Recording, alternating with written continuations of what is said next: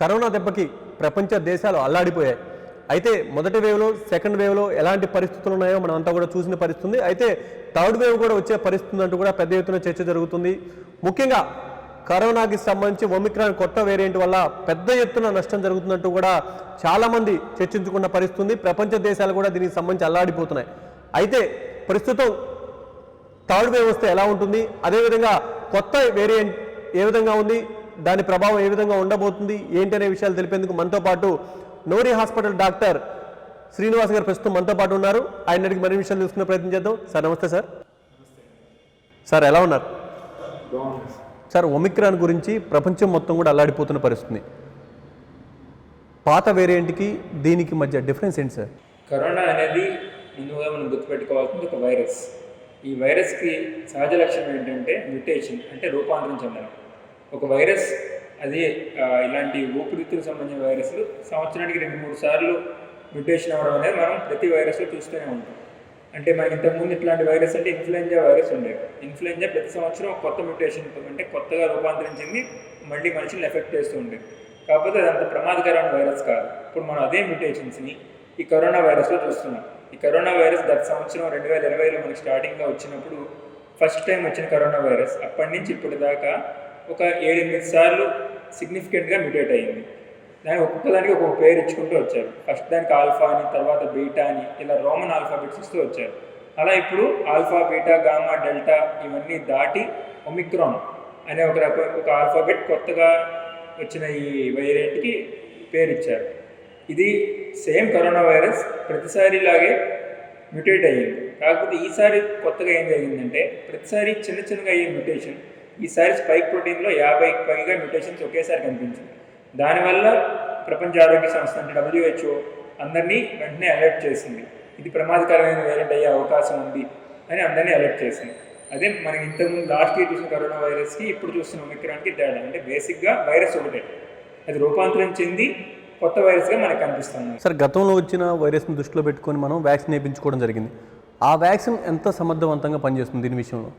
Virus రూపాంతరం చెందినప్పటికీ దాని basic structure అంటే కోర్ స్ట్రక్చర్ మారకుండా అట్లాగే ఉంటుంది. సో మనం ఇంతకుముందు వేసుకున్న వ్యాక్సిన్ ఎంతో కొంత, పూర్తిగా అని మనం చెప్పలేము అప్పుడే, కానీ ఎంతో కొంత ఖచ్చితంగా ఉపయోగపడే అవకాశం ఉంది. సో ఇప్పటికీ మన వ్యాక్సినేషన్ డ్రైవ్ ఇలాగే స్పీడ్గా కొనసాగుతూ మ్యాక్సిమం పీపుల్ అంటే ఎంతమంది వేయించుకోగలిగితే అంతమంది వ్యాక్సిన్ వేయించుకుంటే ఈ కొత్త వైరస్ వేరియంట్ నుంచి కూడా మనం రక్షణ పొందే అవకాశం ఖచ్చితంగా ఉంది. అమెరికా సంబంధించి కానీ రష్యాకి సంబంధించి కానీ కొన్ని ఫార్మా కంపెనీలు కొత్త వేరియంట్ ఏదైతే ఉందో దీన్ని దృష్టిలో పెట్టుకొని కూడా అప్డేటెడ్ వర్షన్ వ్యాక్సిన్ తీసుకొస్తామని కూడా చెప్తున్న పరిస్థితి. అంటే పాత వ్యాక్సిన్లు అవి కూడా పనిచేయనుకోవచ్చా? నేను ఇంతకుముందు మీకు ఆల్రెడీ చెప్పిన ఎగ్జాంపుల్ ఏం చెప్పానంటే ఇన్ఫ్లుయెంజా వైరస్ ప్రతి సంవత్సరం 1-2 సార్లు మ్యూటేట్ అవుతుంది. అంటే ప్రతి సంవత్సరం 1-2 సార్లు దాని రూపాన్ని మార్చుకుంటుంది. దానికి తగ్గట్టే మన ఇన్ఫ్లుయెంజా వ్యాక్సిన్, ఫ్లూ వ్యాక్సిన్ అంటాం. ప్రతి సంవత్సరం ఫార్మా కంపెనీస్ అప్డేట్ చేసి కొత్త రకం వ్యాక్సిన్ రిలీజ్ చేస్తూ ఉంటాయి. అలా అని పాత వ్యాక్సిన్ పనికిరాదని కాదు, ఏ సంవత్సరానికి తగ్గట్టు ఆ సంవత్సరం చిన్న మోడిఫికేషన్స్తో కొత్త వ్యాక్సిన్ రిలీజ్ చేస్తూ ఉంటాయి. ఇప్పుడు కరోనా వైరస్లో కూడా ఫార్మా కంపెనీలు ఏవైతే వ్యాక్సిన్స్ తయారు చేస్తున్నాయో వాళ్ళందరూ దీనికి ప్రిపేర్డ్గా ఉంటారు. నెక్స్ట్ ఇయర్ రాబోయే కొత్త వేరియంట్కి వ్యాక్సిన్ ఎట్లా రెడీ చేయాలి. సో వాళ్ళందరూ ప్రిపేర్డ్గా ఉండడం వలన కొత్త వేరియంట్ రాగానే దానికి తగ్గట్టు ప్రయోగాలు చేసి వీలైనంత త్వరగా 2-3 నెలల్లోనే కొత్త రకం వ్యాక్సిన్ని, అంటే వ్యాక్సిన్లో మేజర్ చేంజ్ లేకుండా మైనర్ చేంజెస్తో మళ్ళీ రూపొందించి మళ్ళీ జనానికి ఇచ్చే అవకాశం ఉంటుంది. దీని ద్వారా మనం ఏమర్థం చేసుకోవాలంటే వీలైతే ఫ్యూచర్లో ప్రతి సంవత్సరం కూడా కొత్త మ్యూటేషన్ వచ్చినప్పుడల్లా వ్యాక్సిన్ కూడా మారే అవకాశం ఉంటుంది. మళ్ళీ వ్యాక్సినేషన్ వేయించుకోవాల్సిన, బూస్టర్ డోసులు వేయించుకోవాల్సిన అవసరం ఉండే అవకాశం. సార్, ఫస్ట్ వేవ్లో వచ్చిన వైరస్ కంటే సెకండ్ వేవ్లో వచ్చిన వైరస్ వల్ల పెద్ద ఎత్తున ప్రాణ నష్టం జరిగిన పరిస్థితి, చాలా మంది కూడా ఎఫెక్ట్ అయిన పరిస్థితి. అదే తరహాలో దీని ఎఫెక్ట్ ఏ విధంగా ఉండబోతుంది అంటారు మన దేశంలో? ఫస్ట్ వేవ్కి సెకండ్ వేవ్కి సిగ్నిఫికెంట్గా ఏం మారిందంటే మనలో ఫస్ట్ వేవ్కి సెకండ్ వేవ్కి మధ్యలో మనకి వ్యాక్సినేషన్ పెద్దగా జరగలేదు. జరిగింది కూడా 60 పైబడిన వాళ్ళకి జరిగింది. సో ఏమైందంటే సేమ్ వైరస్ పెద్దగా మ్యూటేట్ అవ్వనప్పటికీ అంతకంటే యంగర్ ఏజ్ గ్రూప్ అంటే 45 to 60 మధ్యలో ఎవరైతే ఉన్నారో వాళ్ళని విపరీతంగా ఎఫెక్ట్ చేయడానికి అవకాశం దొరికింది. సో సెకండ్ వేవ్కి థర్డ్ వేవ్కి మధ్యలో ఏం జరిగిందంటే మనం అన్ని వయసులో వాళ్ళని వ్యాక్సినేట్ చేసాం. వీలైనంత వరకు వ్యాక్సినేషన్ జరుగుతుంది. సో సెకండ్ వేవ్కి థర్డ్ వేవ్కి మధ్యలో ఎంత వ్యాక్సినేషన్ జరిగింది కాబట్టి వైరస్ ఎంత మ్యూటేట్ అయ్యి వచ్చినా, ఎంత మారి వచ్చినా కూడా సెకండ్ వేవ్ అంత తీవ్ర ప్రభావం ఉండే అవకాశం తక్కువ. కానీ మనం ఇంకా చాలా ఎర్లీ స్టేజెస్లో ఉన్నాం. ఈ ఒమిక్రాన్ వేరియంట్ ఇంకా ఇండియాలో ఒక కేసులు నమోదు కాలేదు. సౌత్ ఆఫ్రికాను బట్టి చూస్తే లాస్ట్ 20-30 రోజుల్లో కేసులు ఆల్మోస్ట్ 10 రెట్లు పెరిగాయి. అదంతా ఒమిక్రాన్ వైరస్ వల్లనే అని అనిపిస్తుంది. కానీ ఆ కేసుల వల్ల మోర్టాలిటీ అంటే జనం చనిపోవడం, బాగా ఇబ్బంది పడడం లాంటివి పెరిగినట్టు ఇప్పుడు దాకా దాఖలాలు లేవు. సో మనం కంగారు పడాల్సిన అవసరం లేదు. అట్లానే అప్రమత్తత తగ్గించకూడదు. వ్యాక్సినేషన్ డ్రైవ్ ఏదైతే ఉందో దాన్ని ఇంతే స్పీడ్తో వీలైతే మరింత స్పీడ్తో అందరికీ పూర్తి చేయాల్సిన అవసరం అయితే ఉంది. సార్, ముఖ్యంగా థర్డ్ వేవ్ పెద్ద ఎత్తున చిన్నపిల్లల మీద ప్రభావం చూపుతుందంటూ కూడా పెద్ద ఎత్తున బయట చర్చ జరిగిన పరిస్థితుంది. రేపు రాబోయే ఏదైతే ఒమిక్రాన్ వేరియంట్ కనుక మన దేశంలోకి వస్తే దాని ఎఫెక్ట్ చిన్నపిల్లల మీద ఎక్కువగా ఉంటుందంటారా? నేను పీడియాట్రిషియన్గా మొదటి వేవ్లో, రెండో వేవ్లో కొన్ని వందల నుంచి కొన్ని వేల మంది కరోనా సోకడం చూసాను డైరెక్ట్గా. ఫస్ట్ వేవ్లో, సెకండ్ వేవ్లో పిల్లలు ఎఫెక్ట్ అవ్వలేదు అనుకోవడం అపోహ. పిల్లలకి చాలా టెస్టులు చేయలేదు, పిల్లలు సీరియస్గా ఎఫెక్ట్ అవ్వలేదు. పిల్లలందరికీ మైల్డ్ డిసీజ్ వచ్చి తగ్గిపోయింది. చాలామంది పిల్లలకి ఇంట్లో ఎవరికైతే పెద్దవాళ్ళకి సింటమ్స్ వచ్చినాయో ఇంట్లో పిల్లలకి కూడా లైట్గా దగ్గు, జలుబు, ఒకటి రోజు జ్వరం వచ్చి తగ్గిపోయింది. సో పిల్లలు ఫస్ట్ వేవ్లో ఎఫెక్ట్ అయ్యారు, సెకండ్ వేవ్లో ఎఫెక్ట్ అయ్యారు. ఫస్ట్ వేవ్లో, సెకండ్ వేవ్లో కూడా పిల్లలు తీవ్రంగా ఎఫెక్ట్ అవ్వాలి, అంటే ఎవరు సీరియస్ అవ్వాలి. హాస్పిటల్లో జాయిన్ చేయాల్సిన సివియారిటీ చాలా తక్కువ మందికి వచ్చింది. సో నేను అనుకోవడం ఏంటంటే, నా అంచనా ప్రకారం ఫస్ట్ వేవ్, సెకండ్ వేవ్ లాగే పిల్లలు మళ్ళీ ఎఫెక్ట్ అవుతారు, కానీ ఎవరికి సీరియస్ అయ్యే అవకాశం తక్కువ. ఈ జబ్బు ప్రిడామినెంట్గా 40 నుంచి 60 ఏళ్ళ మధ్యలో వాళ్ళనే ఎక్కువగా టార్గెట్ చేయడం ఫస్ట్ 2 వేవ్స్లో చూసాం. సో ఈసారి కూడా జనం అపోహలు పక్కన పెడితే పిల్లలు అంతగా ఎఫెక్ట్ అయ్యే అవకాశం తక్కువ. అలాంటి జాగ్రత్త మానేయమనట్లేదు, కానీ పిల్లల గురించి కంగారు పడాల్సిన అవసరం లేదని చెప్తున్నాను. కానీ ఫస్ట్ వేవ్లో, సెకండ్ వేవ్లో చాలామంది నోటీస్ చేయండి. సెకండ్ వేవ్ తర్వాత నోటీస్ చేసింది ఏంటంటే, కరోనా వచ్చి తగ్గిన తర్వాత 2-3 నెలలకి పిల్లలకి జ్వరాలు రావడం మొదలైనవి. MIS-C అని ఒక రకం జ్వరం, మిస్సీ అని చాలా పాపులర్ అయింది. సో దానివల్ల పిల్లలు చాలామంది ఇబ్బంది పడ్డారు. బట్ ఈవెన్ దానికి కూడా అద్భుతమైన ట్రీట్మెంట్ ఉంది. అది వచ్చినా కూడా పిల్లలందరూ పూర్తిగా 100% 199.99% మంది రికవర్ అయ్యారు.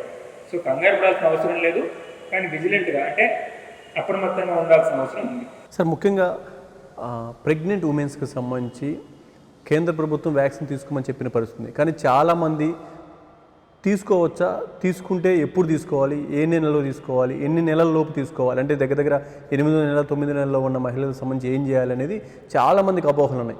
దీనికి సంబంధించి మీరు ఇచ్చే సలహా ఏంటి? ఈ వ్యాక్సిన్, ప్రెగ్నెంట్ ఉమెన్లో వ్యాక్సిన్ తీసుకోమనే డెసిషన్ తీసుకోవడానికి గవర్నమెంట్ కూడా ఎంతో ఆలోచించి ఎన్నో ప్రయోగాలు చేసిన తర్వాత ఈ 2 వ్యాక్సిన్స్ ఇండియాలో ఏవైతే అవైలబుల్ ఉన్నాయో, కోవాక్సిన్, కోవిషీల్డ్, ఈ 2 ప్రెగ్నెంట్ ఉమెన్లో కూడా సేఫ్ అని నిర్ధారించుకున్న తర్వాతే అప్రూవల్ ఇచ్చారు. సో ఆ తర్వాత అప్రూవల్ ఇచ్చిన తర్వాత కొన్ని లక్షల మంది ప్రెగ్నెంట్ ఉమెన్ ఈ వ్యాక్సిన్ తీసుకున్నారు. ఈ వ్యాక్సిన్ తీసుకున్న తర్వాత ఎవరికి ఎలాంటి సీరియస్ సైడ్ ఎఫెక్ట్స్ వచ్చిన దాఖలాలు ప్రెగ్నెంట్ ఉమెన్లో అయితే లేవు. సో ధైర్యంగా మీ వంతు వ్యాక్సినేషన్ వచ్చినప్పుడు మీరు తీసుకోండి. ప్రెగ్నెన్సీ మీరు అంటే మీరు మొదటి నెలలో ఉన్నా, 3వ నెలలో ఉన్నా, 6వ నెలలో ఉన్నా మీకు వ్యాక్సిన్ తీసుకునే అవకాశం వస్తే, అంటే మీ వంతు అక్కడికి వస్తే ఖచ్చితంగా వ్యాక్సిన్ మిస్ అవ్వద్దు. వ్యాక్సిన్ మిస్ అవ్వకపోతే మీ బేబీకి కూడా ఎక్కువ సేఫ్టీ ఉండే అవకాశం ఉంది. ఫ్యూచర్లో మనం అనుకున్న విధంగా 3rd వేవ్, 4th వేవ్ ఏదైనా వచ్చినా కూడా ఆ టైం మీ డెలివరీ ఉన్నా మీరు ఇబ్బంది పడే అవకాశం తక్కువ. సో మనం ప్రీప్లాన్డ్గా ఉంటే సేఫ్ వ్యాక్సిన్ కాబట్టి ప్రెగ్నెంట్ ఉమెన్ కానీ పాలిచ్చే తల్లులు కానీ ధైర్యంగా తీసుకోవచ్చు. ఎందుకంటే మీకంటే ముందు కొన్ని లక్షల మంది తీసుకున్నారు ఈ వ్యాక్సిన్ని, వాళ్ళు ఎవరికి ఎట్లాంటి సీరియస్ ఇబ్బందులు రాలేదు. ధైర్యంగా తీసుకోండి. కరోనా వచ్చిన చాలామంది కూడా అది కరోనానా, వైరల్ ఫీవరా అని తెలుసుకోలేని పరిస్థితి కొంతకాలం నడిచిన పరిస్థితి. ఇప్పుడు మలేరియా కానీ, టైఫాయిడ్ కానీ ఇతర వాటితో కలిసి కరోనా వచ్చినప్పుడు దేనికి ట్రీట్మెంట్ చేయాలి అసలు ముఖ్యంగా ముందు? మనం అర్థం చేసుకోవాల్సింది, జబ్బులు 3 రకాలు ఉంటాయి. ఒకటి వైరల్ ఫీవర్లు, ఒకటి బ్యాక్టీరియల్ ఫీవర్. వైరల్ ఫీవర్లు అన్నింటిలోకి కరోనా వస్తుంది. అండ్ వైరల్ ఫీవర్లు రకరకాలు ఉంటాయి. మళ్ళీ దగ్గు, జలుబులు సాధారణంగా వచ్చేవి కూడా వైరల్ ఫీవర్. కరోనా కూడా ఒక వైరల్ ఫీవర్. అలాగే డెంగీ జ్వరం కూడా ఒక వైరల్ ఫీవర్. మలేరియా లాంటివి వేరే రకం జ్వరాలు. ఈ సీజన్ ఎప్పుడైతే మనకి వానాకాలం స్టార్ట్ అయింది ఇండియాలో మనకి కరోనా ఉన్నా లేకపోయినా జూలై, ఆగస్టు నుంచి ప్రతి ఇంట్లో ఒకరికి జ్వరం రావడం అనేది ఇటువైపు ఉన్న పరిపాటు. ఎందుకంటే ఇక్కడ వానలు పడగానే దోమలు స్టార్ట్ అవుతాయి. దోమలు ముఖ్యంగా మలేరియా, డెంగీ జ్వరాన్ని వ్యాప్తి చేస్తాయి. మెయిన్గా మనకి ట్రీట్మెంట్ ఈజీగా ఉన్న జ్వరాలు కొన్ని ఉన్నాయి. అంటే మలేరియా జ్వరానికి ట్రీట్మెంట్ చాలా ఈజీ, డెంగీ జ్వరానికంటే ఒక ట్రీట్మెంట్ ప్రోటోకాల్ ఉంది. సో మనం ఏదైతే జబ్బులకి ట్రీట్మెంట్ ఆల్రెడీ ఉందో అవి ఉన్నాయేమో కనుక్కోవడం ముఖ్యం. ఒకవేళ అది పాజిటివ్ వస్తే దాన్ని ట్రీట్ చేసుకుంటే, కరోనాకి ఎట్లాగో ట్రీట్మెంట్ లేదు, కరోనా గురించి ఆలోచన పక్కన పెట్టి ముందు కామన్గా ఉన్న జ్వరాలు ఏవో ట్రీట్ చేసుకుంటే తర్వాత ఒకవేళ కరోనా అయితే అది కూడా 5 రోజు 6 రోజులు వ్యాక్సిన్ వేయించుకుంటే తగ్గిపోతుంది. సో కలిపి వచ్చినా సరే కంగారు పడాల్సిన అవసరం లేదు. కరోనాకి సంబంధించి చాలా రకాలుగా ఇది చేయొచ్చు, ఇది చేయకూడదు. ముఖ్యంగా ఫస్ట్ వేవ్కి వచ్చేసరికి ఏమో బాగా ఆవిరి పట్టండి తగ్గిపోతుంది, మీరు ఉదయాన్నే సూర్యరశ్మి తగిలితే కొంత వ్యాధి నిరోధక శక్తి పెరుగుతుందని చెప్పిన పరిస్థితి. కానీ సెకండ్ వేవ్కి వచ్చేసరికి మీరు ఆవిరి పట్టాల్సిన పని లేదు, ఆవిరి పట్టొద్దని కూడా కొంతమంది చెప్పిన పరిస్థితి. నిజంగా ఈ ఫస్ట్ వేవ్ కానీ సెకండ్ వేవ్ కానీ థర్డ్ వేవ్ కానీ ఫస్ట్ సెకండ్ చూశారు కాబట్టి మీరైతే ఏం సజెస్ట్ చేస్తారు వీటికి సంబంధించి? సో నేనైతే ఏం సజెస్ట్ చేస్తానంటే ఇంతకుముందు ఇంటర్వ్యూలో కూడా చెప్పాను, ఇమ్యూనిటీ అనేది ఒక రోజు ఒక నెల 2 నెలల్లో పెరిగేది కాదు. ఇమ్యూనిటీ అనేది ఒక లైఫ్ స్టైల్ చేంజ్. అంటే మీరు ఓవరాల్గా మీ లైఫ్ స్టైల్ మార్చుకుని ఒక 6 నెలలు సంవత్సరం అది ఫాలో అయితే మీ ఇమ్యూనిటీ ఇంప్రూవ్ అవుతుంది. అంటే మీ ఫిట్నెస్ ఇంప్రూవ్ అవ్వాలి, మీ ఆహారపు అలవాట్లు మారాలి, ఫ్రూట్స్ ఎక్కువ తీసుకోవాలి, సన్ ఎక్స్పోజర్ ఉండాలి, డైలీ కొంత ఎక్సర్సైజ్ చేయాలి. ఇదంతా ఒక రోజు 2 రోజులు నెల తింటే రాదు. సడన్గా కరోనా అనిపించి కానీ నాన్ వెజ్ తినేస్తే ఇమ్యూనిటీ వచ్చేది. సో మీ ఇమ్యూనిటీ మీద కాన్సన్ట్రేట్ మీరు చేయాలనుకుంటే ఒక సంవత్సరం ముందు నుంచి మీరు దానికి ప్లాన్గా ఉండి మీ బాడీని దాన్ని ప్రిపేర్ చేసుకుంటే ఇమ్యూనిటీ వస్తుంది. సో సడన్గా ఇమ్యూనిటీ రావడానికి foods vitamin C, vitamin D అప్పటికప్పుడు తీసుకుంటే కరోనా సోకకుండా ఉండడం కానీ కరోనా వచ్చి తగ్గిపోవడం కానీ జరగదు. మీకు ఆల్రెడీ ఉన్న ఇమ్యూనిటీ ఏదైతే ఉందో అదే పనిచేస్తుంది. సో ఇమ్యూనిటీ బిల్డ్ అవ్వడం అనేది ఒక రోజు నెలలో జరిగే ప్రాసెస్ కాదు. సో మీరు లాంగ్ టర్మ్ ప్లాన్ చేసుకోవాలి. సెకండ్ విషయం, ఆవిరి పట్టడానికి వస్తే ఆవిరి పట్టడం వల్ల లాభం ఎంత ఉందో ఎవరికి తెలియదు, కానీ నష్టాలు అనేది చాలా ఉన్నాయి. ఎందుకంటే పొరపాటున చాలామందికి వేడి నీళ్ళు ఆవిరి పడుతుండగా వేడి నీళ్ళు ఒడిగిపోయి కాలిన పిల్లలు మాకు ఆల్మోస్ట్ ఈ సీజన్లో గత నవంబర్ డిసెంబర్ నుంచి ఇప్పటిదాకా ఆల్మోస్ట్ 15-20 మంది పిల్లలు తల్లిదండ్రులు ఆవిరి పట్టేస్తుండగా ఒలిగిపోయి పిల్లలంతా కాలిపోయి వచ్చిన వాళ్ళు. అవసరం లేని దాన్ని ప్రయాసపడి లాభం ఉంటుందో లేదో తెలియకుండా ప్రమాదానికి గురవడం మంచిది కాదు. సో ఆవిరి వల్ల ఉపయోగం పెద్దగా లేదు, ప్రమాదాలు ఎక్కువగా ఉన్నాయి. వేడి నీళ్ళు అంటే గోరువెచ్చని నీళ్ళలో ఉప్పేసి ఉక్కిలి పట్టడం అనేది డైలీ మార్నింగ్ ఈవినింగ్ చేయడం ఎప్పటికీ మంచి పద్ధతి. కరోనా ఉన్నా లేకపోయినా పొద్దున్న ఆఫీస్కి వెళ్ళేవాళ్ళు పొద్దున్న ఆఫీస్కి వెళ్ళే ముందు, ఆఫీస్ నుంచి వచ్చిన తర్వాత ఒకసారి ఇలా రోజుకి 2 సార్లు గోరువెచ్చని నీళ్ళలో ఉప్పేసి ఉక్కిలి పడుతూ ఉంటే నోట్లో ఉన్న చెడు పదార్థాలు ఏమైనా ఉంటే వెంటనే పోతూ ఉంటాయి. ఆవిరి పట్టిన ఊపిరితిత్తులు క్లీన్ చేసుకోవచ్చు అనుకోవడం కొంచెం అమాయకత్వం. ఆవిరి పట్టడం వల్ల ఊపిరితిత్తులు క్లియర్ అవ్వవు. మనకు ఆల్రెడీ కొంచెం ఏమైనా జలుబు చేస్తుంటే కొంచెం ఫ్రీనెస్ వస్తుంది, అది అప్పటికప్పుడు టెంపరీగా వస్తుంది. అంతేగాని మీ ఇమ్యూనిటీ కానీ కరోనాను చంపే శక్తి కానీ ఆవిరికి లేదు. థర్డ్ వేవ్కి సంబంధించి పెద్ద ఎత్తున చర్చ జరుగుతున్న పరిస్థితి మార్చిలో వస్తుందని చెప్తున్నారు. ఓ పక్క మన దగ్గర కూడా ఇక్కడ వింటర్ సీజన్ నడుస్తున్న పరిస్థితి. ఒమిక్రాన్కి ఈ వింటర్ సీజన్ వ్యాప్తికి బాగా ఉపయోగపడుతుందంటూ కూడా చాలామంది చెప్తున్నారు. అలాంటి పరిస్థితి ఉందంటారా? ఖచ్చితంగా అండి. వింటర్ సీజన్లో మనకి ఇందాక మాట్లాడుకున్నట్టు విపరీతంగా వైరల్ ఇన్ఫెక్షన్స్ వస్తుంటాయి. అంటే ఎట్లాంటి వైరస్కి అయినా సరే ఇది మంచి సీజన్ స్ప్రెడ్ అవ్వడానికి. ఎందుకంటే చలిగా ఉంటుంది, స్కూల్స్ అన్నీ కూడా క్లోజ్డ్గా ఉంటాయి, ఆఫీస్ ప్లేస్ అన్నీ కూడా క్లోజ్డ్గా ఉంటాయి, సూర్యరశ్మి తక్కువగా ఉంటుంది. సో ఏ వైరస్ అయినా సరే ఈజీగా స్ప్రెడ్ అయ్యే సీజన్. మన దురదృష్టవశాత్తు నిజంగా థర్డ్ వేవ్ ఇప్పుడు కానీ వస్తే ఖచ్చితంగా సెకండ్ వేవ్ లాగే చాలా ర్యాపిడ్గా, అంటే 1-2-3 నెలల్లో అందరినీ ఎఫెక్ట్ చేసే అవకాశం అయితే ఉంటుంది. సో అందుకనే గవర్నమెంట్ దీనికి ముందస్తు చర్యగా ఫ్లైట్స్ అన్నీ కూడా పోస్ట్పోన్ చేయడం, ట్రావెల్స్ని రిస్ట్రిక్ట్ చేయడం అన్నీ చేస్తుంది. సో మనం కూడా కోవిడ్ అప్రోప్రియేట్ బిహేవియర్ అంటే మాస్కులు ధరించడం మర్చిపోకూడదు, ముందులాగే సోషల్ డిస్టెన్సింగ్ ఫాలో అవ్వడం మర్చిపోకూడదు.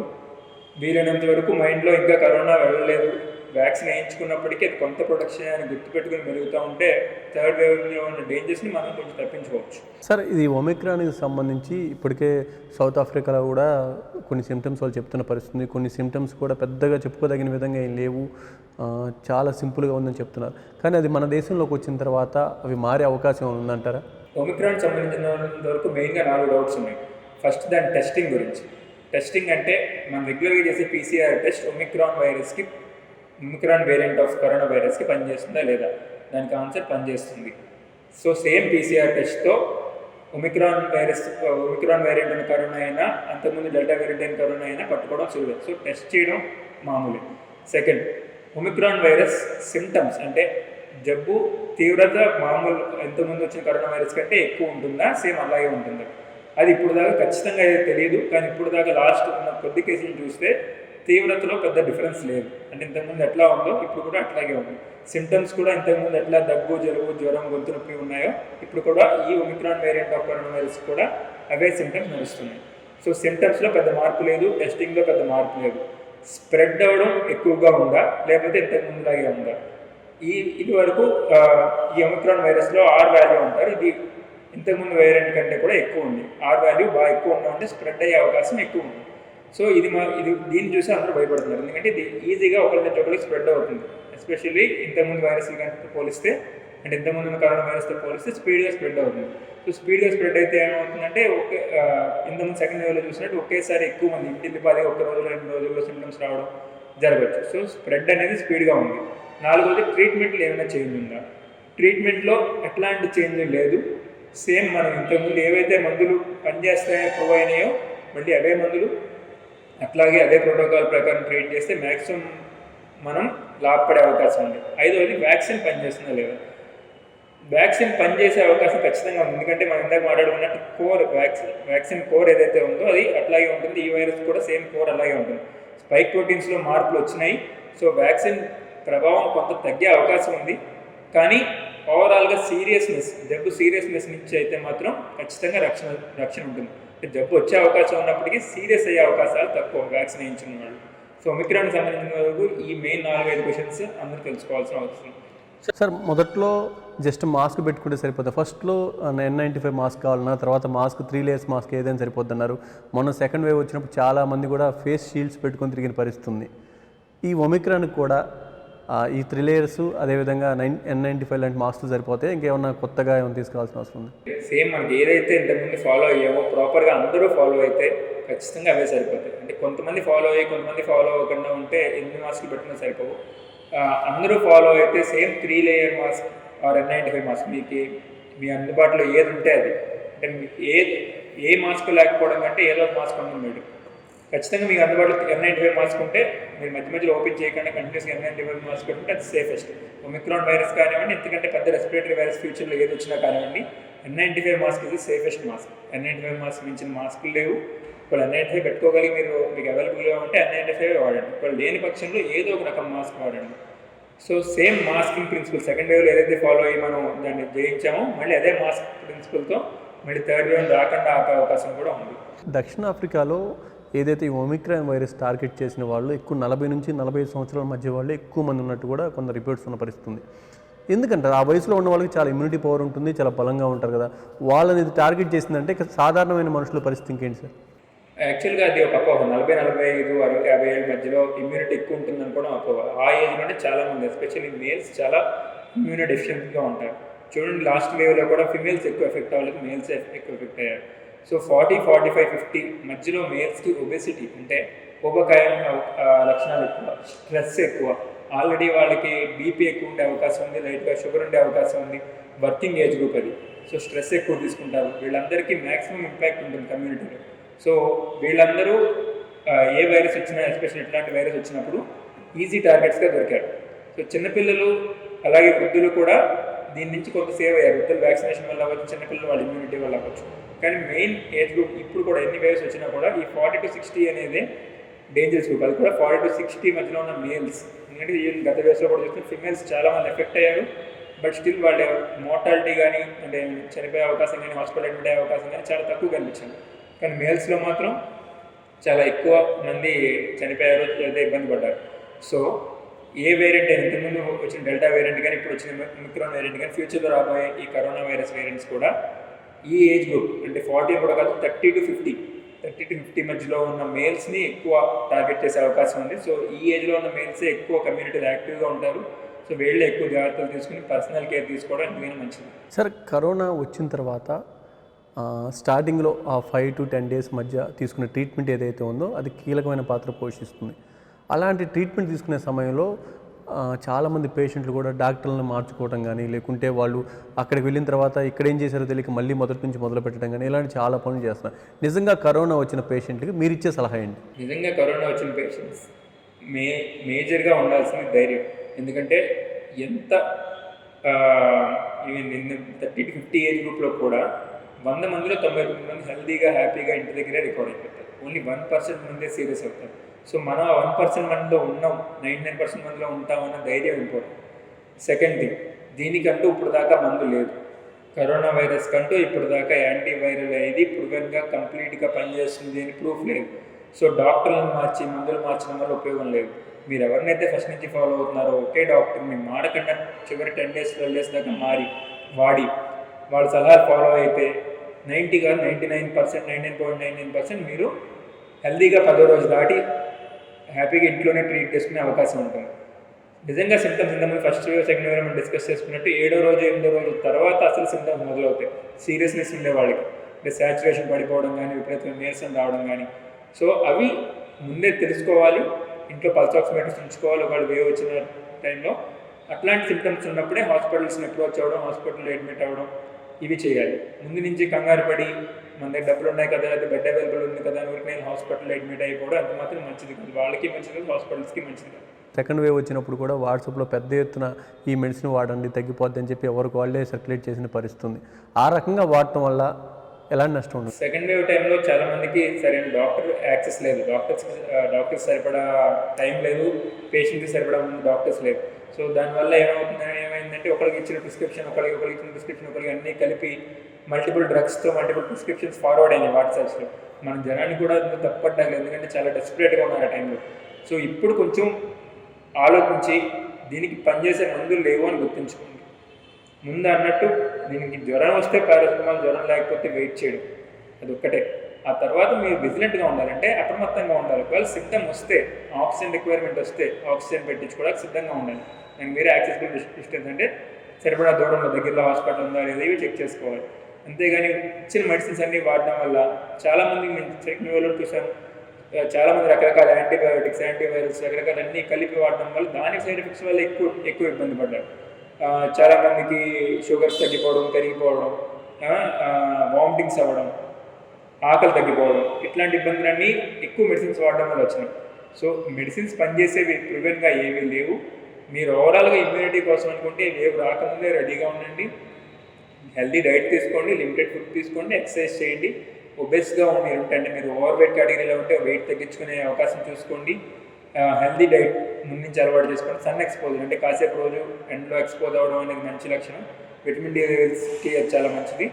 సో ఇవి ముందు నుంచి చూసుకోండి. అప్పటికప్పుడు అన్ని మెడిసిన్స్ వాడినా కూడా మీకు ఏమీ రెస్పాన్స్ ఉండే అవకాశం లేదు, దానికి తోటి సైడ్ ఎఫెక్ట్స్ ఎక్కువ ఉండే అవకాశం ఉంది. సరే, ఎప్పుడూ లేని విధంగా కరోనా చాలా వ్యవస్థలు మార్చుకుంటూ వచ్చింది. ముఖ్యంగా డాక్టర్లను కూడా వాళ్ళ పద్ధతులు కూడా చాలా మారిపోయిన పరిస్థితి. గతంలో హాస్పిటల్కి వెళ్ళి డాక్టర్ గారిని చూస్తూ ఏం జరిగిందో చెప్పి మెడిసిన్ తీసుకునే పరిస్థితి. కానీ ఈ సెకండ్ వేవ్లో చాలామంది కూడా ఆన్లైన్లో అందుబాటులోకి వచ్చి ట్రీట్మెంట్ చేశారు సార్. ఎలా ఉంది సార్ ఆ ఎక్స్పీరియన్స్? ఈ ఎక్స్పీరియన్స్ చాలా కొత్తగా ఉంది. ఎందుకంటే నేను ఇప్పటిదాకా పేషెంట్ మొహం చూడకుండా ట్రీట్మెంట్ చేస్తానని ఎప్పుడు అనుకోలేదు. పేషెంట్ మొహం చూడకుండా సెకండ్ వేవ్ టైంలో ఎంతోమంది కరోనా పేషెంట్స్కి హైదరాబాద్, బెంగళూరు, ముంబైలో వాళ్ళకి, ఢిల్లీ నుంచి కూడా కొన్ని ఫ్యామిలీస్కి, ప్రెగ్నెంట్ ఉమెన్కి వీళ్ళందరికీ ఢిల్లీ నుంచి కూడా మా పేషెంట్స్ వచ్చి మా సర్వీస్ తీసుకున్నారు. ఇప్పటిదాకా వాళ్ళు ఎవరిని కలవలేదు. సో ఏంటంటే అదృష్టంగా భావించారు, ఎందుకంటే మాకు ఆ యాక్సెస్ కూడా అవకాశం ఉంది ఇప్పుడు ఈ ఫోన్స్ ఇవన్నీ ఉండడం వల్ల. లేకపోతే మనం ఎప్పుడు చూసే అవకాశం లేదు, మనం హెల్ప్ చేసే అవకాశం లేని వాళ్ళకి కూడా హెల్ప్ చేసే అవకాశం దొరికింది. కానీ పేషెంట్ని ముట్టుకుని పేషెంట్ని చూసి ట్రీట్ చేస్తేనే ఫుల్ సాటిస్ఫాక్షన్ ఉంటుంది, ఈవెన్ పేషెంట్కి అయినా కూడా డాక్టర్కి అయినా కూడా. సో మనం ఈ కరోనా అంతా అయిపోయి మళ్ళీ పాత రోజులు వస్తేనే బాగుంటుందని ఎక్స్పెక్ట్ చేస్తాం. థర్డ్ వేవ్ వచ్చిందని మీరు అనుకుంటున్నారా లేదా? నా ఉద్దేశం ఇప్పుడు కాకపోతే ఎప్పటికైనా థర్డ్ వేవ్ వస్తుంది, కానీ సెకండ్ వేవ్ అంత తీవ్రత ఉంటుందని నేను అనుకోవట్లేదు. సెకండ్ వేవ్ మనం ఆఫ్ గార్డ్ అంటే అనుకోని పరిస్థితుల్లో దొరికాం అలాగా. సో చాలా సడన్ స్పైక్ వచ్చి అందరూ చాలా ఇబ్బంది పడ్డాం. ఇప్పుడు టెస్టింగ్ ఫెసిలిటీస్ బాగా ఇంప్రూవ్ అయినాయి, ఆక్సిజన్ ఫెసిలిటీస్ అంటే ఆక్సిజన్ అవైలబిలిటీ ఇంప్రూవ్ అయింది, వ్యాక్సినేషన్ బాగా ఇంప్రూవ్ అయింది సెకండ్ వేవ్కి ఇప్పటికి. సో జనంలో కూడా కాన్షియస్నెస్ ఉంది, అంటే తెలుసు మాస్క్ వేసుకోవాలి, డిస్టెన్స్ ఫాలో అవ్వాలి అని. సో అందరూ ఇబ్బంది పడుతున్నారు కాబట్టి అందరూ తెలుసుకుని ఉన్నారు. సో ఇంత అప్రమత్తత ఉన్న తర్వాత థర్డ్ వేవ్ సెకండ్ వేవ్ అంత భయంకరంగా వచ్చే అవకాశం అయితే చాలా చాలా తక్కువ. సో కంగారు పడాల్సిన అవసరం లేదు, కానీ అప్రమత్తంగా ఉంటే ఎక్కువ ఇబ్బంది లేకుండా బయటపడే అవకాశం. సార్, ఇప్పటికీ చాలామంది మా కరోనా వచ్చిపోయింది, మేము వ్యాక్సిన్ వేయించుకోకపోయినా పర్లేదు అని చెప్తున్న వాళ్ళు కొంతమంది ఉన్నారు. కొంతమంది వ్యాక్సిన్ వేయించుకున్న వాళ్ళు కూడా మళ్ళీ కరోనా వస్తున్న పరిస్థితి ఉంది. ఈ రెండింటిని మీరు ఏ విధంగా చూస్తారు? నిజంగా వ్యాక్సిన్ ప్రతి ఒక్కరూ వేయించుకోవాల్సిందే అంటారా? వ్యాక్సిన్ ఎట్లా పనిచేస్తుంది అంటే హెర్డ్ ఇమ్యూనిటీ ద్వారా పనిచేస్తుంది. అంటే ఈ రూమ్లో 10 మంది ఉన్నాం అనుకోండి, అందులో ఒకళ్ళే వ్యాక్సిన్ వేయించుకున్నారు అనుకోండి, దానివల్ల ఆయనకి ఉపయోగం ఉండదు, మీద 9 మంది ఉపయోగం ఉండదు. అదే ఈ రూమ్లో 10 మంది ఉన్నాం అనుకోండి, 9 మంది వ్యాక్సిన్ వేయించుకున్నాం అనుకోండి, ఆ వ్యాక్సిన్ వేయించుకున్న ఒక్కళ్ళు కూడా సేవ్ అవుతారు. సో ఎక్కువ మంది అంటే పాపులేషన్లో ఎక్కువ మందికి వ్యాక్సినేట్ చేయాలి. సో ఆ విధంగా వ్యాక్సిన్ వేయించుకున్న వాళ్ళు ఇద్దరు లాభపడతారు. అంటే మ్యాక్సిమం నెంబర్ వ్యాక్సిన్ వేయించుకున్నప్పుడు సెకండ్ వేవ్లో ఇదే పొరపాటు జరిగింది. మన పాపులేషన్ 110 కోట్లలో అప్పటికి ఓన్లీ ఒక 2-3 కోట్ల మంది వ్యాక్సిన్ వేయించుకున్నారు. దానివల్ల వాళ్ళకి ఉపయోగం లేదు, చుట్టుపక్కల వాళ్ళకి ఉపయోగపడలేదు. ఇప్పుడు ఏమవుతుందంటే ఆల్మోస్ట్ 60-70% మంది 1 డోస్ అయినా వ్యాక్సిన్ అయిపోయింది. సో దానివల్ల ఏమవుతుందంటే స్ప్రెడ్ అనేది కష్టం అవుతుంది. మీరు అడిగిన క్వశ్చన్కి వస్తే కరోనా వచ్చిన వాళ్ళకి ఇమ్యూనిటీ ఖచ్చితంగా కొంత ఉంటుంది, కానీ అది ఎన్నాళ్ళు ఉంటుంది అనేది క్లారిటీ లేదు. మన అంచనా ప్రకారం 3 to 6 months ఆ ఇమ్యూనిటీ ఉంటుంది. 3 to 6 months తర్వాత ఆ ఇమ్యూనిటీ తగ్గిపోతుంది. తగ్గిపోయినప్పుడు వ్యాక్సిన్ ఖచ్చితంగా వెళ్ళిపోతుంది. సో కరోనా వచ్చిన వాళ్ళు ఇది ఒక వరంగా భావించి vaccine first dose second dose వేయించుకుంటే ఇంకో 6 నెలల్లో సంవత్సరం మన ఇమ్యూనిటీ మనకి మిగులుతుంది. వ్యాక్సిన్ వేయించుకున్న వాళ్ళకి కూడా నాకు తెలిసినంత వరకు యూఎస్లో ఆల్రెడీ జరుగుతూ ఉంది.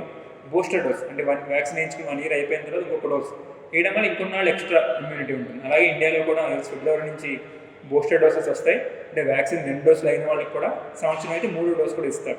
అట్లా ఇంకొక సంవత్సరం మనం ఈ వైరస్ని ఎదుర్కోగలిగితే అప్పటికి ఈ వైరస్ ప్రభావం అయిపోయే అవకాశం ఉంది. వ్యాక్సిన్ వేయించుకున్న వాళ్ళకి జబ్బు రాదా అంటే అట్లా కాదు. సో హెల్మెట్ పెట్టుకుంటే యాక్సిడెంట్ జరగదా, సీట్ బెల్ట్ పెట్టుకుంటే యాక్సిడెంట్ జరగదా, జరుగుతుంది. కానీ యాక్సిడెంట్లో మనం గాయపడే అవకాశం తగ్గుతుంది. అలాగే వ్యాక్సిన్ వేయించుకున్నప్పుడు మనకు వ్యాక్సిన్ వేయించుకున్న వెంటనే డిసీజ్ రావచ్చు, కానీ మనం ఇంజ్యూర్ అయ్యి అంటే మనం దానివల్ల తీవ్రంగా ఎఫెక్ట్ అయ్యి హాస్పిటలైజ్ అయ్యే అవకాశం ఖచ్చితంగా తగ్గుతుంది. సో హెల్మెట్, వ్యాక్సిన్ ఈ రెండు ఒకట్లాంటివి అని గుర్తుపెట్టుకోండి. సార్ ఫస్ట్ వేవ్లో ఎక్కడ కూడా ఆక్సిజన్ ఇష్యూ తెర మీదకి వచ్చిన పరిస్థితి లేదు, నాకు తెలిసి అయితే పెద్దగా అంత హడావుడి అయితే లేదు, కొంతమంది సీరియస్ అయిన వాళ్ళు తప్ప.